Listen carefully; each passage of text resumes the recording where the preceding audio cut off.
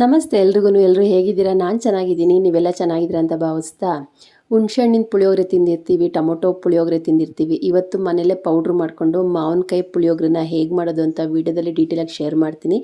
ನಿಮಗೂ ಇಷ್ಟ ಆಗುತ್ತೆ ಅಂತ ಭಾವಿಸ್ತಿದ್ದೀನಿ. ವರ್ಷಕ್ಕೊಂದ್ಸಲ ಮಾವಿನಕಾಯಿ ಸಿಕ್ಕಿದಾಗ ಈ ಥರ ಪುಳಿಯೋಗರೆನ ಮಾಡ್ಕೊಂಡು ತಿನ್ನೋದ್ರಿಂದ ಟೇಸ್ಟು ಚೆನ್ನಾಗಿರುತ್ತೆ, ಸ್ವಲ್ಪ ಡಿಫ್ರೆಂಟಾಗಿರುತ್ತೆ. ಹೇಗೆ ಮಾಡಿದೆ ಅಂತ ವೀಡಿಯೋದಲ್ಲಿ ಡೀಟೇಲಾಗಿ ಶೇರ್ ಮಾಡ್ತೀನಿ. ನೀವು ಒಂದ್ಸಲ ಮನೇಲಿ ಒಂದೇ ಒಂದು ಮಾವಿನಕಾಯಿ ಇದ್ದರೆ ಸಾಕು, ಬೆಳಗಿನ ಬ್ರೇಕ್ಫಾಸ್ಟ್ಗೆ ಮಾವಿನಕಾಯಿ ಪುಳಿಯೋಗರೆ ರೆಡಿ ಆಗುತ್ತೆ.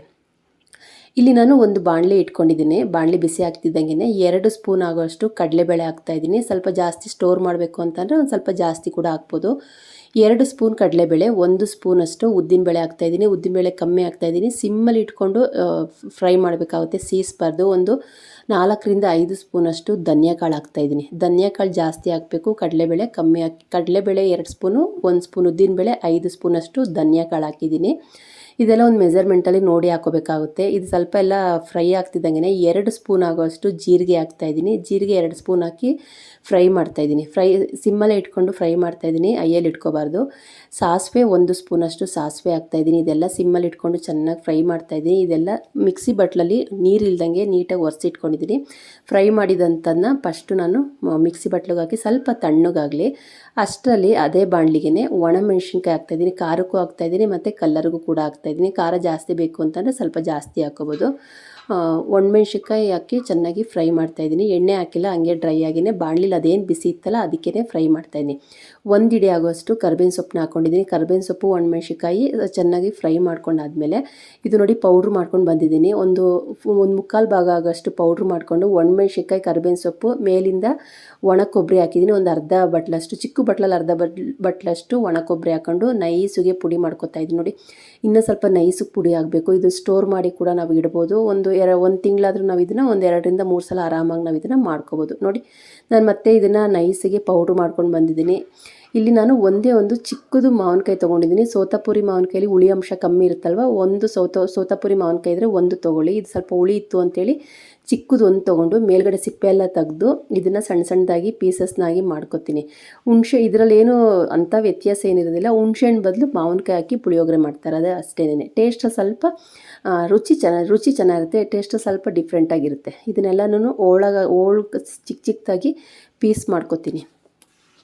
ಇದನ್ನು ಮಿಕ್ಸಿ ಬಟ್ಲಲ್ಲಿ ಪೌಡ್ರನ್ನೆಲ್ಲ ನಾನು ಸಪ್ರೇಟಾಗಿ ಎತ್ತಿಟ್ಕೊಂಡಿದ್ದೀನಿ. ಈಗ ಅದೇ ಮಿಕ್ಸಿ ಬಟ್ಲಿಗೆ ಮಾವಿನಕಾಯಿ ಪೀಸ್ನೆಲ್ಲ ಹಾಕ್ಕೊಂಡು ಸ್ವಲ್ಪ ನೀರು ಹಾಕ್ಕೊಂಡು ನೈಸಿಗೆ ಪೇಸ್ಟ್ ಮಾಡ್ಕೊತೀವಿ. ಈಗ ನಾವು ಹುಣ್ಸೆಹಣ್ಣಿಂದು ಹೆಂಗೆ ನಾವು ಕೈಯಲ್ಲಿ ಕಿವುಚ್ಕೊಂಡು ರಸ ತಕ್ಕತ್ತೀವಲ್ವ, ಅದೇ ರೀತಿಯೇ ಮಾವಿನಕಾಯಲ್ಲಿ ಸ್ವಲ್ಪ ನೀರು ಹಾಕ್ಕೊಂಡು ನೈಸಿಗೆ ಪೇಸ್ಟ್ ಮಾಡ್ಕೊಂಡು ಒಂದು ಬಟ್ಲಿಗೆ ಹಾಕಿ ಎತ್ತಿಟ್ಕೊತೀನಿ. ಹುಳಿ ಜಾಸ್ತಿ ಇರೋದ್ರಿಂದ ನೋಡಿ ಹಾಕೋಬೇಕಾಗುತ್ತೆ.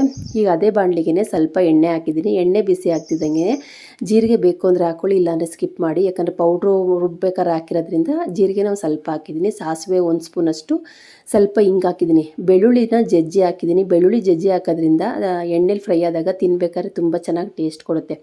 ಒಣಮೆಣ್ಸಿನ್ಕಾಯಿ, ಬೆಳ್ಳುಳ್ಳಿ, ಕರ್ಬೇವಿನ ಸೊಪ್ಪು ಇದೆಲ್ಲ ಚೆನ್ನಾಗಿ ಎಣ್ಣೆಲಿ ಫ್ರೈ ಆಗಬೇಕು. ಇದಕ್ಕೆ ನಾನು ಕಡಲೆಕಾಯಿ ಬೀಜ ಹಾಕ್ತಾಯಿದ್ದೀನಿ, ಕಡಲೆಬೇಳೆ ಮತ್ತು ಉದ್ದಿನಬೇಳೆ ಇದೆಲ್ಲನೂ ಹಾಕಿ ಚೆನ್ನಾಗಿ ಸಿಮ್ಮಲ್ಲಿ ಇಟ್ಕೊಂಡು ಫ್ರೈ ಮಾಡಬೇಕಾಗುತ್ತೆ. ಕಡಲೆಕಾಯಿ ಬೀಜನ ಸ್ವಲ್ಪ ಜಾಸ್ತಿ ಹಾಕಿದ್ದೀನಿ, ಕಡಲೆಬೇಳೆ, ಉದ್ದಿನಬೇಳೆನ ಕಮ್ಮಿ ಹಾಕಿದ್ದೀನಿ. ಇದೆಲ್ಲ ಹಾಕ್ಕೊಂಡು ಸಿಮ್ಮಲ್ಲಿ ಇಟ್ಕೊಂಡು ಚೆನ್ನಾಗಿ ಫ್ರೈ ಮಾಡಬೇಕಾಗುತ್ತೆ. ಮಾವಿನಕಾಯಿ ಸೀಸನಲ್ಲಿ ಒಂದು ಸಲ ನೀವು ಇದನ್ನು ಮಾವಿನಕಾಯಿ ಪುಳಿಯೋಗರೆನ ಮಾಡ್ಕೊಳ್ಳಿ, ತುಂಬ ಚೆನ್ನಾಗಿರುತ್ತೆ. ಬೆಳಗಿನ ಗಡಿಬಿಡಿ ಬ್ರೇಕ್ಫಾಸ್ಟಲ್ಲಿ ಏನು ಮಾಡೋದು ಅಂತ ತಲೆ ಕೆಡಿಸ್ಕೊಳ್ಳೋದು ಬೇಡ.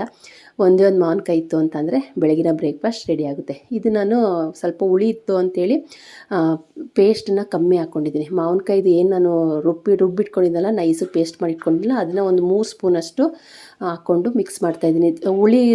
ತುಂಬ ಹುಳಿ ತಿಂತಾರೆ ಅನ್ಬೇಕಾದ್ರೆ ಹಾಕ್ಕೋಬೋದು. ಯಾಕಂದರೆ ಮಕ್ಕಳು, ವಯಸ್ಸಾಗಿರೋರು ತಿಂತಾರೆ ಅಂತ ಅಂದಾಗ ಹುಳಿನ ಸ್ವಲ್ಪ ನೋಡಿ ಹಾಕ್ಕೋಬೇಕಾಗುತ್ತೆ.